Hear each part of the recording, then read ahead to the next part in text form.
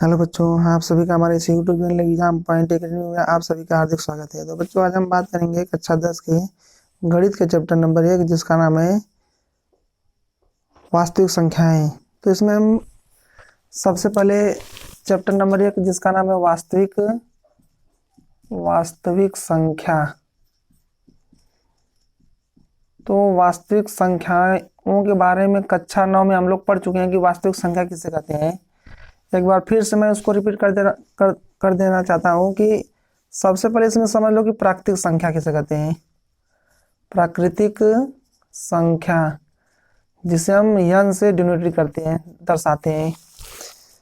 तो वे संख्याएं जिनका प्रयोग हम वस्तुओं को गिनने में करते हैं या गिनती में की जाती है उन्हें हम प्राकृतिक संख्या कहते हैं। जैसे संख्याएं 1 से शुरू होती है, 1 2 3 ये अनंत तक चलती रहती हैं। इसके बाद पूर्ण संख्या जिसे हम होल नंबर बोलते हैं, इसको हम W से प्रदर्शित करते हैं। तो अगर आप प्राकृतिक संख्या में 0 को भी सम्मिलित कर लें तो इस प्रकार प्राप्त संख्या पूर्ण संख्या बन जाती है। भी 1 2 3 4 करके अनंत तक चलती है तो ये पूर्ण संख्या हो गई। इसके बाद पूर्णांक इस चैप्टर में शब्द बहुत बार प्रयोग होगा। पूर्णांक जिसको हम Z से भी निरूपित करते हैं, I से भी निरूपित करते हैं। तो प्राकृतिक संख्या और पूर्ण संख्या के साथ अगर माइनस वाली संख्याओं को भी हम सम्मिलित कर लें तो इस प्रकार की संख्याओं का जो समूह होता है वो हमारा पूर्णांक कहलाता है। जैसे 0 हो गया, 1 2 3, ये प्लस वाली संख्याएं भी आएंगी और माइनस वाली भी, -2 -3 ये भी अनंत तक चलेगा इसी तरह से। तो इस तरह से पूर्णांक 2 प्रकार के होंगे। एक धनात्मक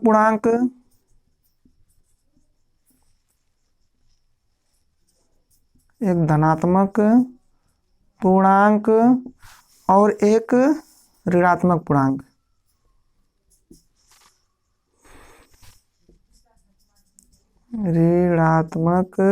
पूर्णांक। तो ऋणात्मक पूर्णांक क्या होता है उसको समझ लो कि जो संख्याएं 0 से बड़ी होती हैं उन्हें हम धनात्मक पूर्णांक कहते हैं, और वे संख्याएं जो 0 से छोटी होती हैं उन्हें हम ऋणात्मक पूर्णांक कहते हैं। और यहाँ पर 0 न तो धनात्मक है और न ही ऋणात्मक है, ये न तो धनात्मक ही है और न तो ऋणात्मक ही है। इसके बाद परिमेय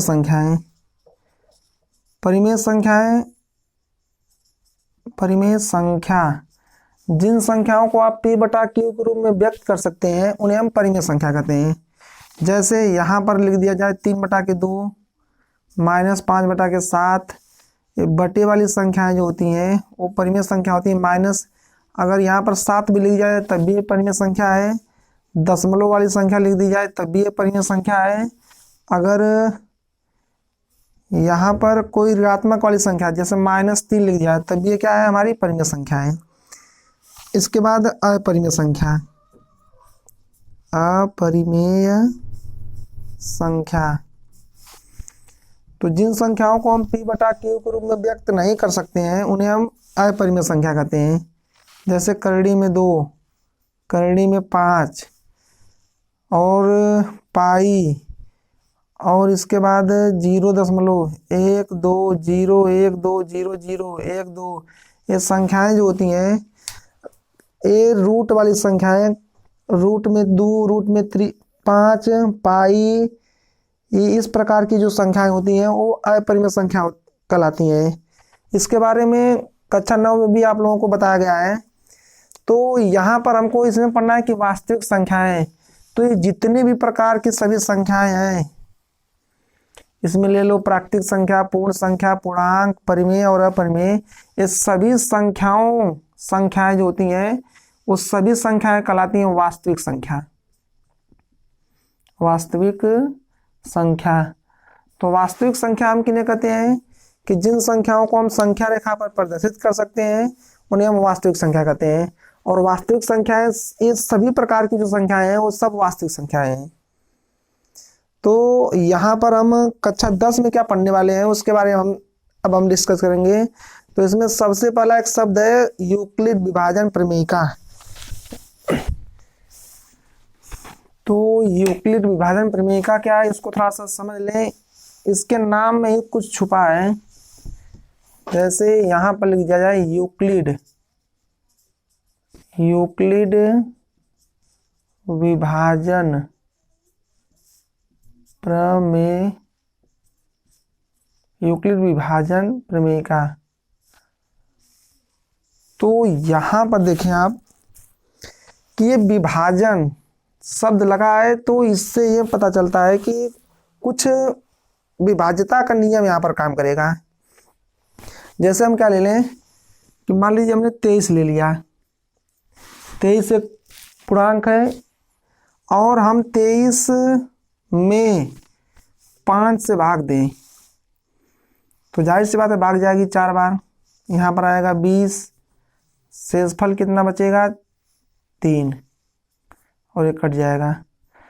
तो यहाँ पर जिस संख्या में आप लोग भाग देते हो उसको हम कहते हैं भाज्य,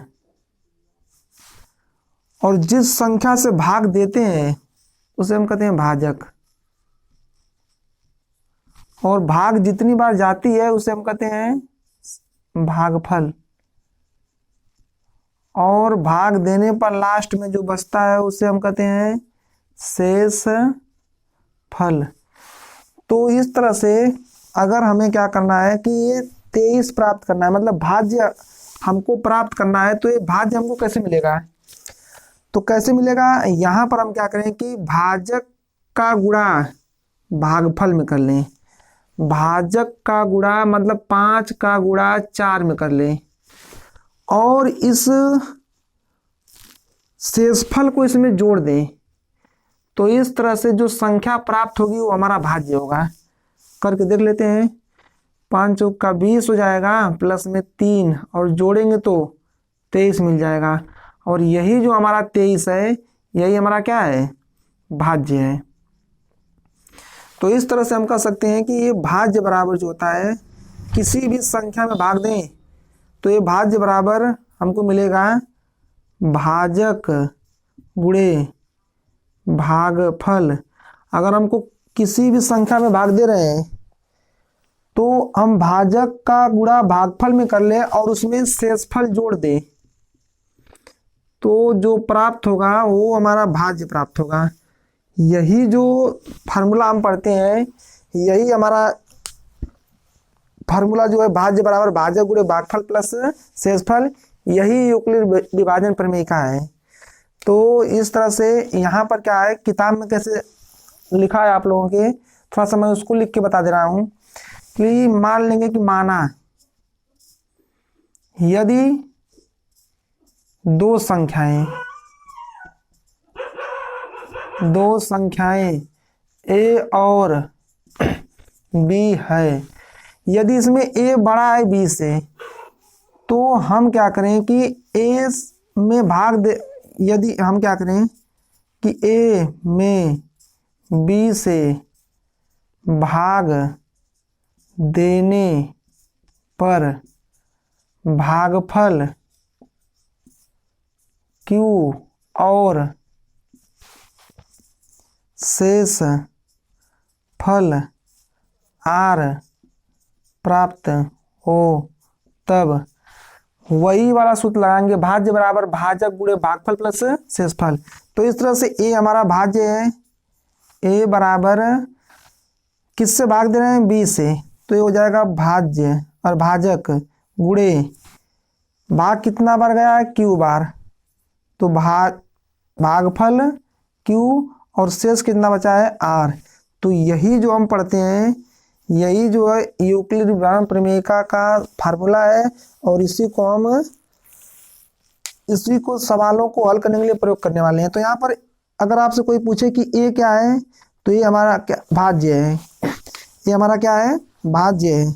इसको मैं लिख रहा हूँ एक बार फिर से, भाज्य बराबर b क्या है, तो भाजक है, गुणे q क्या है, भाग फल, और प्लस r क्या है, शेषफल।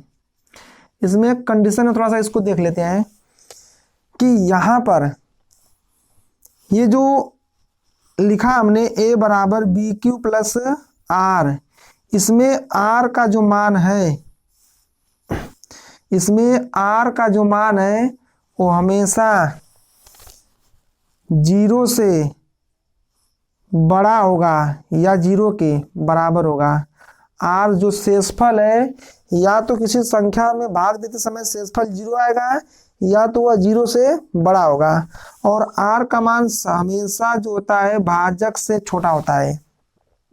ये एकदम मोस्ट इम्पोर्टेंट है, इसको एकदम याद रखिए कि जो जिससे हम भाग देते हैं भाजक से शेषफल हमेशा छोटा होता है। यहाँ पर भी आप लोग चेक कर सकते हैं कि भाजक यहाँ पर 5 है और शेषफल जो आएगा वो 5 से कम ही आएगा। कहने का मतलब अगर हम 5 से भाग दे रहे हैं, अगर ये भाजक है, 5 हमारा क्या है, भाजक है, तो यहाँ पर शेषफल क्या आएगा, 5 से कम ही आएगा। जो यहाँ पर लिखा गया है कि r का मान हमेशा जो है छोटा होता है b से, तो यहाँ पर 5 से भाग दे रहे हैं तो ये भाजक हो गया। इसमें शेषफल क्या आएगा, या तो 0 आ सकता है, या तो 1 आएगा, या तो 2 आएगा, या तो 3 आएगा, या तो, कहने का मतलब 5 से छोटा ही आएगा। इसमें शेषफल कुछ भी आ सकता है। अगर मान लीजिए हम क्या कर रहे हैं कि 9 से भाग दे रहे हैं, 9 से भाग दे रहे हैं, 9 भाजक हमारा है, तो शेषफल क्या क्या आएगा आप लोग अपने से बता सकते हो। शेषफल क्या आएगा, तो यहाँ पर शेषफल जो आएगा 0 से लेकर के 0 आ सकता है, 1 2 3 4 5 से लेकर के 8 के बीच में ही आएगा, क्योंकि भाजक यहाँ पर 9 है तो शेषफल जो आएगा 9 से कम ही आएगा। तो यहाँ पर ये शर्त पूरी हो, ये दोनों, ये देखिए r का जो मान है वो हमेशा 0 से बड़ा होता है और हमेशा ही भाजक से छोटा होता है। इस बात को ध्यान में रखना, क्योंकि इसका हम आगे बहुत अच्छे से प्रयोग करने वाले हैं। यहाँ पर अब कुछ बच्चों के दिमाग में चल रहा होगा कि ये तो पिछले कक्षाओं में हमने पढ़ा था कि अगर भाग देते समय भाग को हम चेक करते थे कि हमारा भाग सही है कि नहीं सही है, यहाँ पर प्रयोग करते थे। लेकिन इसका प्रयोग आखिर कहाँ है, कि इसका हम प्रयोग कहाँ करेंगे, तो इस यूक्लिड विभाजन प्रमेयिका का प्रयोग हम दो संख्याओं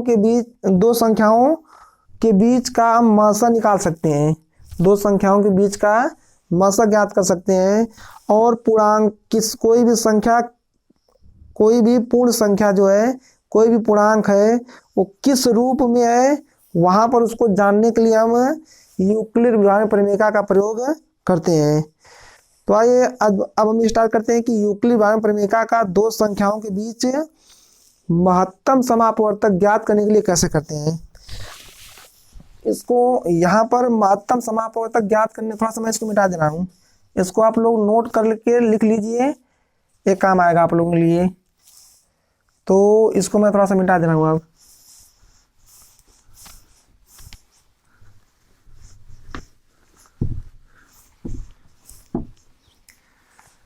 तो यूक्लिड विभाजन प्रमेयिका हमने पढ़ा है कि a बराबर बी क्यू प्लस आर, जहां पर r का मान जो है 0 से बड़ा होता है हमेशा और छोटा होता है b से, भाजक से। तो इसका प्रयोग हम 2 संख्याओं के बीच का मासा निकालने के लिए करते हैं, महत्तम समापवर्तक। ये सबसे पहले एक शब्द है महत्तम समापवर्तक। तो हम यूक्लिड विभाजन प्रमेयिका का प्रयोग हम महत्तम समापवर्तक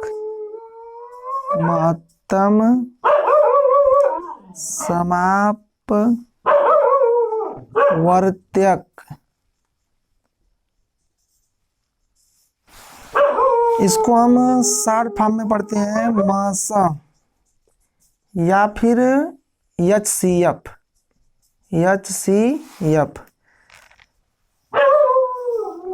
इसको यहाँ पर हम क्या करेंगे कि ये कैसे निकालेंगे महत्तम समापवर्तक, सबसे इस यूक्लिड विभाजन प्रमेयिका का प्रयोग करके। तो तो जैसे दो संख्याएं हम ले लेते हैं, इसमें सब पहले यहाँ पर लेते हैं 650 और 1170। ये दो संख्या हमने लिया है। और इससे पिछली कक्षाओं में 6, 7, 8, 9 में जो भी हमने पढ़ा है कि इसका हम महत्तम समापवर्तक कैसे ज्ञात करते थे। तो यहाँ पर हम क्या करते थे कि 1170 में 650 से 1170 में 650 से भाग देते थे। यहाँ पर भाग जाएगी हमारी एक बार। अब इस एक का गुणा इधर करेंगे, 650 हो जाएगा, इसको घटा लेंगे 0, 2, यहाँ पर बचेगा 5। फिर क्या करते थे कि जो ये शेषफल बचता था, फिर इसी शेषफल जो बचा है इसी से फिर 650 में भाग देते थे। तो अब भाग फिर जाएगी क्या बार, एक बार। ये प्रक्रिया हम तब तक करते थे जब तक कि शेषफल 0 ना आ जाए। तो यहाँ पर भी हम क्या करेंगे कि भाग करते चलेंगे। तो ये भाग जाएगा एक बार, जो कि अगर आ जाएगा 200 और 520। यहाँ पर घटा 0 उतर जाएगा, 3 बचेगा, 1 उतार लेंगे, 6 में से 5 जाएगा, 1 बचेगा। अब यहाँ पर 520, अब फिर शेषफल 130 आ गया। फिर अब 520 में फिर भाग देंगे 130 से। तो इस तरह से यहाँ पर भाग जाएगी 13 चौका 52, 4 बार में पूरा ये क्या होगा, पूरा कट जाएगा। यहाँ पर शेषफल क्या आ जाएगा तब 0। अतः यहाँ पर जिस संख्या से भाग देने पर शेषफल 0 आ जाता था, तो हम लिखते थे कि 650 और 1170 का महत्तम समापवर्तक 130 है। इसी का प्रयोग हम यहाँ पर भी करने वाले हैं, एकदम से हूबहू इसी तरह से हम करने वाले हैं इसका भी, यूक्लिड विभाजन प्रमेय से। यहाँ पर क्या करेंगे कि दो संख्याएं आपको दी रहेंगी और उन्हीं दोनों का महत्तम समापवर्तक तब तक निकालेंगे जब तक कि यहाँ पर r का मान 0 के बराबर न आ जाए। ये प्रक्रिया हर बार करते चलेंगे। जैसे मान लीजिए इन्हीं दोनों को ले लीजिए आप। अगर हमको निकालना है 650 और 1170 का हमको एचसीएफ निकालना है या महत्तम समापवर्तक। तो अब हम क्या करेंगे कि इसकी तुलना पहले हम इससे करेंगे। इसमें सबसे पहले देखेंगे कौन संख्या बड़ी है। यहाँ पर जो संख्या बड़ी होगी उसी को हम मान लेंगे a।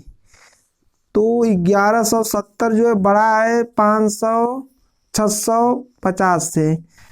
तो यहाँ पर a बराबर जो हम मानेंगे 1170 और b बराबर 650। तो इस तरह से हम यूक्लिड विभाजन प्रमेय का प्रयोग करेंगे। यूक्लिड विभाजन प्रमेय से हमने पढ़ा a बराबर बी क्यू प्लस आर।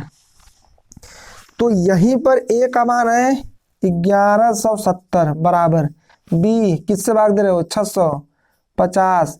यहाँ पर भाग जाएगी एक बार। अब यहाँ पर भाग जाएगी एक बार और इसको हम घटा लेंगे। यहाँ पर घटाएंगे तो शेषफल कितना बचेगा, यहाँ पर देख लीजिए मैंने घटाया भी था। यहाँ पर घटाएंगे तो कितना बचेगा 520। अब यहाँ पर लिखेंगे कि r का मान जो है 0 के बराबर नहीं आया। तो फिर क्या करेंगे कि जो शेषफल आया है इसी से पुनः भाजक में जिससे पहले भाग दिए थे उसी में भाग देना है। तो फिर क्या यहाँ पर हम क्या लिखेंगे कि 600। अब देखिए इसमें हम भाग देंगे तो ये बन जाएगा भाज्य। 520 से भाग देंगे 650 में, तो जिसमें भाग देते हैं वो बन जाएगा भाज्य। तो पुनः ये बन जाएगा भाज्य और ये बन जाएगा भाजक। तो पुनः हम यूक्लिड विभाजन प्रमेय का प्रयोग करेंगे। अब यहाँ पर a बराबर हम रखेंगे 650 और b बराबर 520। तो फिर पुनः यूक्लिड विभाजन प्रमेय का प्रयोग करेंगे तो a बराबर बी क्यू प्लस आर। तो यहाँ पर a बराबर हम क्या रखेंगे 650 और b बराबर 520। तो फिर इसी का प्रयोग करेंगे तो आ जाएगा यहाँ पर 650 भाज्य बराबर भाजक 520 भाग कब बार जाएगी एक बार। और यहाँ पर शेषफल कितना बचेगा, शेषफल जो मैंने निकाला था यहाँ पर 130। अब भी r का मान 0 के बराबर नहीं आया। ये प्रक्रिया हम तब तक करेंगे जब तक कि शेषफल 0 के बराबर ना आ जाए। तो यहाँ पर फिर देखिए यहाँ पर शेषफल आ गया कितना 130।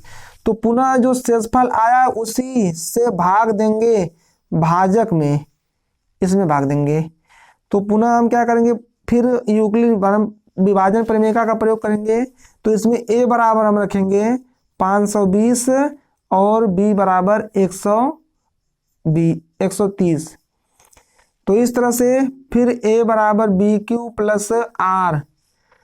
तो यहाँ पर a का मान 520 बराबर b का मान 130 गुणे भाग जाएगी 4 बार और शेषफल बचेगा 0, क्योंकि 13 चौका 52 520 आ जाएगा और शेषफल लास्ट में क्या बचेगा 0। अतः यहाँ पर r का मान अब आ गया 0 के बराबर। अतः हम आंसर लिखेंगे अतः 650 और 1170 का HCF बराबर जिससे भाग देने पर लास्ट में शेषफल 0 आया है वही हमारा HCF होगा। तो HCF यहाँ पर क्या होगा 130, जो कि इस तरह से हमने निकाला है। ये इस विधि से निकालेंगे आप तो यही यूक्लिड विभाजन प्रमेयिका है। इसी का प्रयोग हम HCF 2 संख्याओं के बीच या 3 संख्याओं के बीच भी हो सकता है। हम यूक्लिड विभाजन प्रमेयिका का प्रयोग करते हैं। और इसके बाद चलिए प्रश्नावली 1.1 के प्रश्न नंबर 1 कॉल कर लेते हैं। तो आइए थोड़ा सा मैं इसको लिख लेता हूँ प्रश्न नंबर 1 को। तो बच्चों सवाल नंबर देखिए क्या लिखा है इसमें कि निम्नलिखित संख्याओं का महत्तम समापवर्तक ज्ञात करने के लिए यूक्लिड विभाजन एल्गोरिथम का प्रयोग कीजिए। इसमें हमको यूक्लिड विभाजन प्रमेयिका का प्रयोग करके इसका और इनका तीनों का हमको निकालना है महत्तम समापवर्तक। तो यहाँ पर सवाल नंबर 1 देखिए क्या है कि 135 और 225। सबसे पहले तो हम यहाँ पर पहचानेंगे इसमें से बड़ी संख्या कौन है। तो यहाँ पर 225 जो है वो बड़ी संख्या है 135 से। तो जो संख्या बड़ी होती है उसको हम मान लेते हैं a बराबर 225 और जो संख्या छोटी होती है उसको b बराबर मान लेते हैं 135। तो इस तरह से हम यूक्लिड विभाजन प्रमेयिका के सूत्र का प्रयोग करेंगे। तो a बराबर बी क्यू प्लस आर, यही यूक्लिड विभाजन प्रमेयिका का सूत्र है। तो इसी फार्मूले में हम क्या करेंगे लिखेंगे यूक्लिड विभाजन प्रमेयिका से। चलिए यहाँ से लिख देते हैं यूक्लिड विभाजन प्रमेयिका से हमने पढ़ा a बराबर बी क्यू प्लस आर।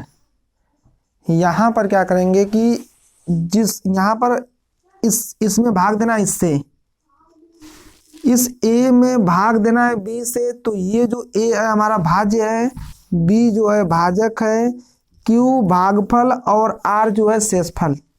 तो इस तरह से यहाँ पर 225 में भाग देंगे b मतलब 135, b का मान रख दो, भाग जाहिर सी बात है जाएगी एक बार, प्लस शेषफल क्या बचेगा। तो यहाँ से 225 में से यहाँ पर 35 को घटा लो तो 0 आ जाएगा यहाँ पर, ये इसको हासिल देगा, हो जाएगा 9, ये कट जाएगा। तो यहाँ पर शेषफल जो बचेगा कितना, 90। यहाँ पर लिखेंगे r का मान जो है 0 के बराबर नहीं आया है, तो पुनः क्या करेंगे कि ये जो शेषफल आया है, ये जो शेषफल आया है उसी शेषफल से अब जिससे मैंने भाग दिया था उसमें भाग देंगे।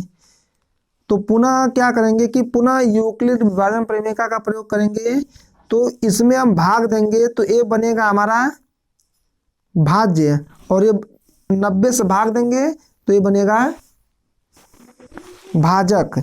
तो इस तरह से 135 बराबर 90, ये इसी का प्रयोग करेंगे, पुनः यूक्लिड विभाजन प्रमेय का प्रयोग करेंगे। तो ए का मान यहाँ पर रखेंगे 135, और बी जो है भाजक बना है तो बी 90 भाग का बच जाएगी एक बार, और यहाँ पर शेषफल कितना बचेगा, 45। यहाँ पर देखेंगे पुनः यहाँ पर 45 आ गया, फिर भी r का जो मान है वो 0 के बराबर नहीं है। तो फिर क्या करेंगे, पुनः हम यूक्लिड विभाजन प्रमेय का प्रयोग करेंगे। तो ये जो शेषफल आया है इसी से अब 90 में भाग करेंगे, तो ये अब 90 जो हो जाएगा वो हमारा a बन जाएगा, और जिससे भाग दोगे 45 से वो हमारा बनेगा भाजक। तो इस तरह से यहाँ पर पुनः यूक्लिड विभाजन प्रमेय का प्रयोग करेंगे, तो हो जाएगा 90 बराबर 45 गुणे 1 प्लस, नहीं 2 बार जाएगा, 2 बार में पूरा क्या होगा, कट जाएगा, शेषफल क्या आ गया 0। अतः यहाँ पर r का मान आ गया 0, अतः आंसर लिखेंगे यहाँ पर, अब शेषफल जो है 0 आ गया है, अतः लिखेंगे यहाँ पर अतः 135 और 225 का HCF जो आएगा कितना आएगा, जिससे लास्ट में शेषफल 0 आएगा भाग देने पर, जिससे लास्ट में शेषफल 0 आएगा भाग देने पर वही उसका HCF होता है। तो यहाँ पर 45 इसका HCF आ जाएगा। ये सवाल नंबर 1 कंप्लीट हुआ। इसके बाद देखेंगे सवाल नंबर 2। तो सवाल नंबर 2 थोड़ा सा देख लेते हैं क्या है, कि इसमें लिखा है कि 196 और 38,220। तो इस तरह से यहाँ पर भी हम तुलना करेंगे कि इसमें बड़ा कौन है। तो जाहिर सी बात है 38,220 जो है बड़ा है 196 से। तो हम इसमें a बराबर 38,220 लेंगे और b बराबर 196। तो पुनः यूक्लिड विभाजन प्रमेय का प्रयोग करेंगे। तो हमने पढ़ा a बराबर BQ प्लस r। तो इसमें a का मान 38,220 बराबर 196 गुणे, अब यहाँ पर भाग कितनी बार जाएंगे थोड़ा इसको बताना मुश्किल है क्योंकि बड़ी संख्या यहाँ पर है। तो आइए भाग करके देखते हैं, पहले इसको अलग से, यहाँ पर अलग से थोड़ा सा इसको भाग कर लेते हैं। थोड़ा सा मैं इसको मिटा दे रहा हूँ।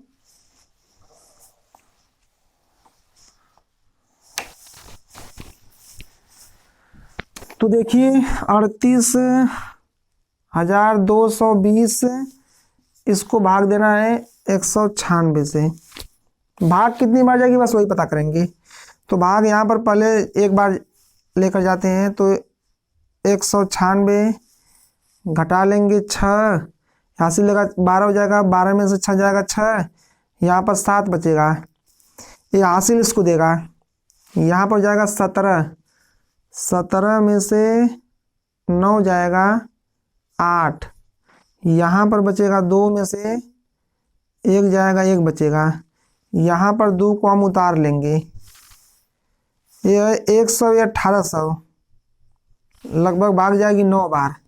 9 का गुणा इधर करते हैं, 9 छक 54 को 4 हासिल लगा 5 का, 9 का गुणा 9 में 81, 81 और 5 86, हाथ में लगा 8 का 9 कम 9, 9 और 8 17। इस तरह से हम इसको घटाएंगे तो आ जाएगा यहाँ पर 8, यहाँ पर 15, यहाँ पर 15 हो जाएगा, 15 में से 6 जाएगा 9, यहाँ पर बचेगा 0, इधर भी 0। अब यहाँ पर क्या करेंगे कि 0 को उतार लेंगे, भाग जाएगी कई बार, 5 बार, 5 छक 30, 8 पे 40, 40 और 3 40, 8 पचे 8 नहीं 9 पचे 45, 45 और 3 45 और 3 48 को 8 हाथ में लगा 4 का, 5 कम 5, 5 4 9, ये पूरा कट जाएगा, शेषफल 0 आ जाएगा। इसका मतलब ये कई बार में पूरा कट गया, तो यहाँ पर 195 भाग जाएगी, शेषफल कितना बचेगा 0।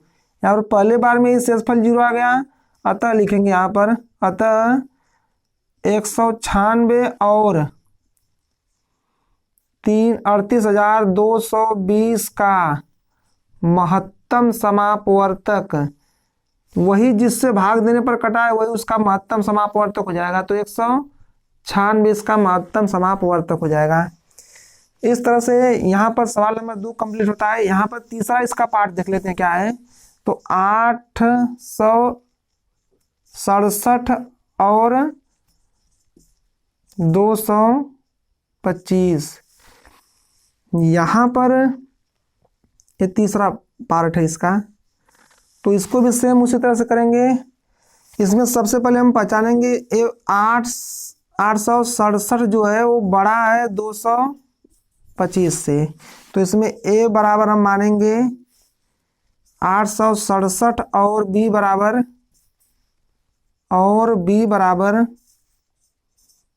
225। यहाँ पर क्या करेंगे कि यूक्लिड विभाजन प्रमेयिका का प्रयोग करेंगे, यूक्लिड विभाजन प्रमेयिका का प्रयोग करेंगे।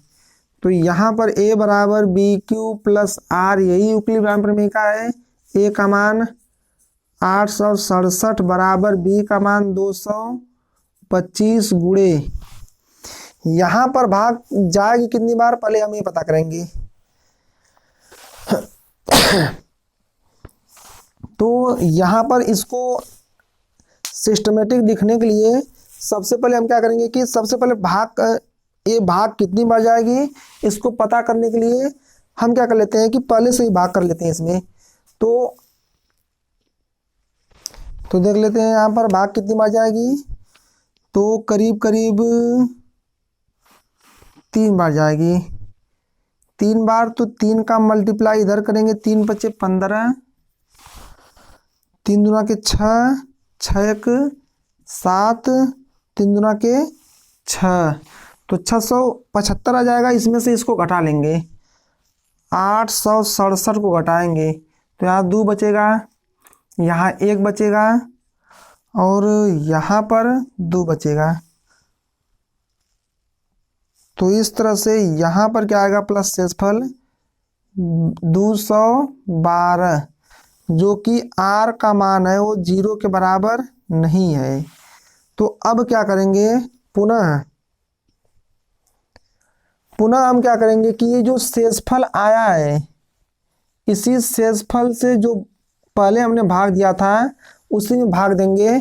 तो पुनः हम यूक्लिड विभाजन का प्रमेयिका का प्रयोग करेंगे, पुनः यूक्लिड विभाजन प्रमेयिका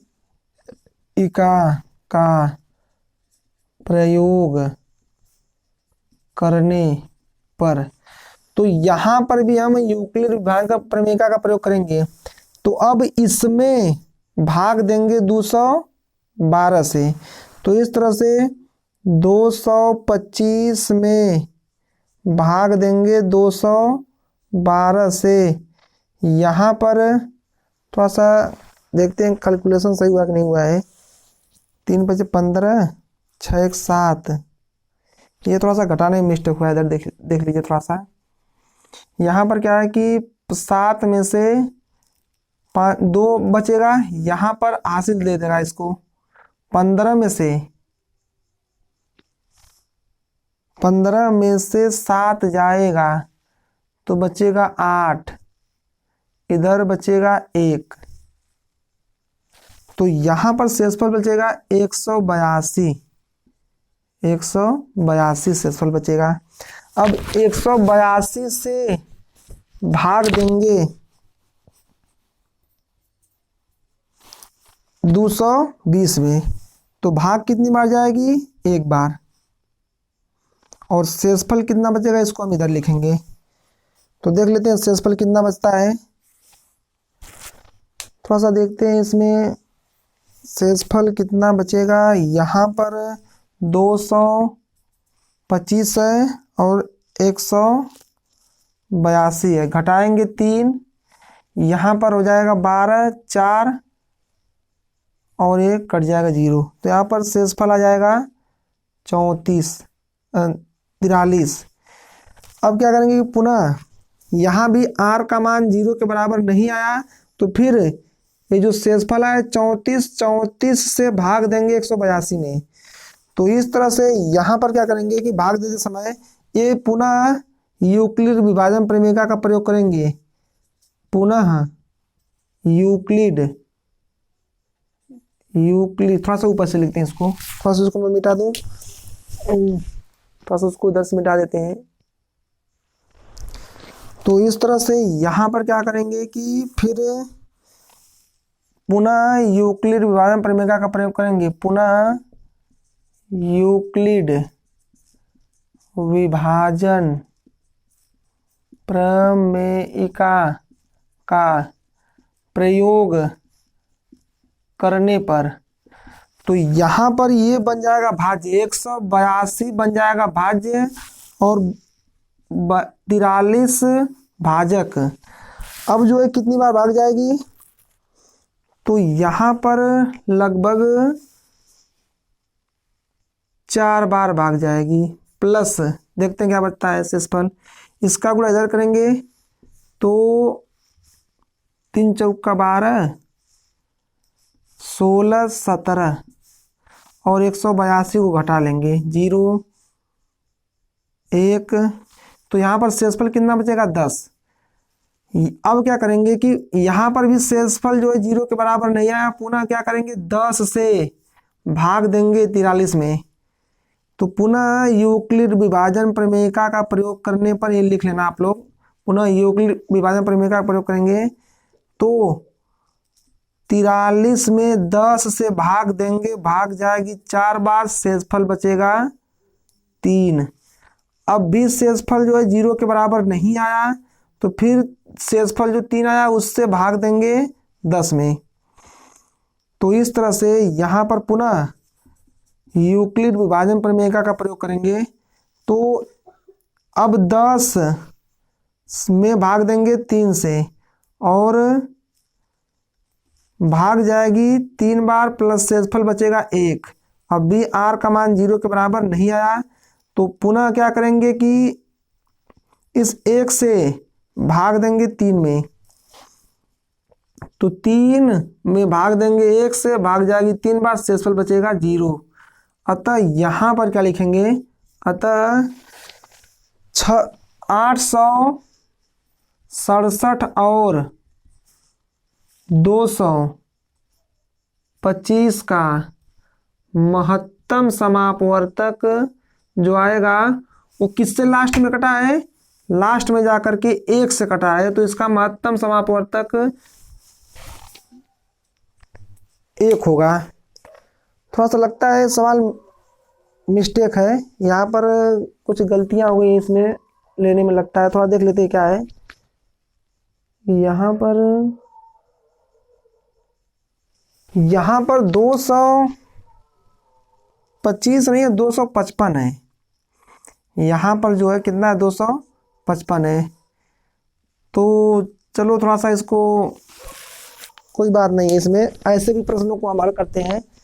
तो यहाँ पर थोड़ा सा मिस प्रिंट था, यहाँ पर 255 है, यहाँ पर 255 है। थोड़ा सा इसको मैं मिटा दे रहा हूँ, 255 लेकर हल करते हैं इसको, दोबारा फिर हमको मेहनत करना पड़ेगा। तो देख लेते हैं क्या आएगा यहाँ पर। यहाँ पर भी 667 जो है बड़ा है 255 से, तो यहाँ पर मान लेंगे कि माना a बराबर 667 और b बराबर 255। तो इस तरह से हम क्या करेंगे, यूक्लिड विभाजन प्रमेयिका का प्रयोग करेंगे। यूक्लिड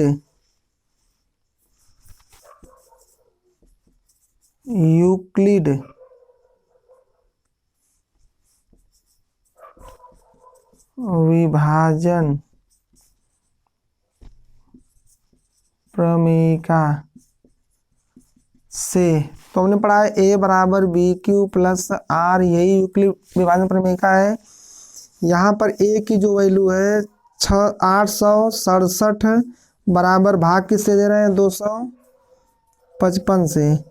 यहाँ पर सबसे बड़ी बात है कि भाग कितनी बार जाएगी, तो ये भी भाग जाएगी 3 बार, और यहाँ पर पता करेंगे शेषफल कितना आएगा। तो पहले इसका गुणा इधर कर लेते हैं, तो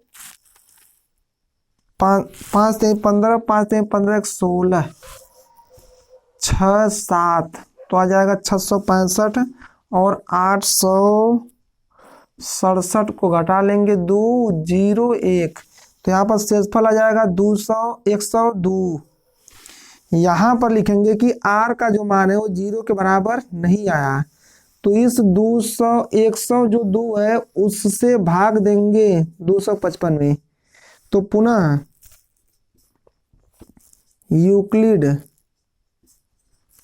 विभाजन प्रमेयिका का प्रयोग करेंगे, यूक्लिड विभाजन प्रमेयिका का प्रयोग करेंगे, और यहाँ पर देखेंगे कि क्या है, यहाँ पर यूक्लिड विभाजन प्रमेयिका का प्रयोग करके देखेंगे।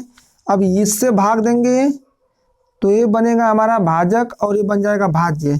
तो यूक्लिड विभाजन प्रमेयिका का सूत्र ये होता है भाज्य बराबर भाजक गुणे भागफल प्लस शेषफल। तो यहाँ पर 255 जो है भाज्य है, भाग किससे दे रहे हैं, 102 से, और भाग कितनी बार जाएगी, तो लगभग 2 बार जाएगी। शेषफल कितना बचेगा यहाँ पर देख लेते हैं, तो इसका गुणा इधर कर लो, तो 204 आ जाएगा। 204 को 255 में से घटा लेंगे, हो जाएगा 1, 5 उतर जाएगा, 1 कट जाएगा, तो यहाँ पर कितना बचेगा, 51 शेषफल। यहाँ पर लिखेंगे r का मान फिर भी 0 के बराबर, फिर भी 0 यहाँ 0 के बराबर नहीं है। तो इस तरह से फिर पुनः यूक्लिड विभाजन प्रमेयिका का प्रयोग करेंगे। तो यहाँ पर क्या आएगा कि अब देखो ये 51 से भाग देंगे 102 में, तो ये बन जाएगा भाज्य, ये बन जाएगा भाजक। तो भाज्य बराबर भाजक 51, ये भाग जाएगी 2 बार, शेषफल आ जाएगा 0। अतः यहाँ पर लिखेंगे r का मान 0 के बराबर आ गया, इसलिए अतः 867 और 255 का महत्तम समापवर्तक जो होगा किससे लास्ट में कटा है, 51 से, तो इसका महत्तम समापवर्तक 51। थोड़ा सा बच्चों वीडियो लंबी हो गई, इसलिए आज यहीं पर ब्रेक करते हैं, और अगले इस प्रश्नावली के अगले सवाल अगले वीडियो में हल करेंगे। थैंक यू, धन्यवाद।